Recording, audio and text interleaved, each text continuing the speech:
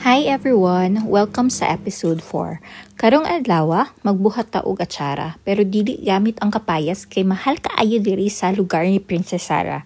Instead, carrots atong gamiton. Simple ra kaayo ni and perfect pang pare sa prito nga sudan ug karon sa amua kay barbecue.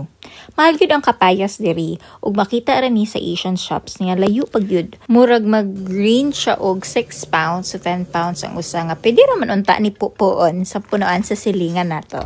Charis. Pero ayun kabala ka, bisan carrots lang ang atong gamiton, lami gihapon kaayo ni. Unya, dili lang nila na po ni siya health benefits. Ang atsara, especially kung gikan sa carrots, puno ni siya og vitamins like vitamin A nga maayo kaayo para sa mata, na ay fiber para sa digestion ug tungod kay fermented ni siya, makatabang po ni sa atong gut health.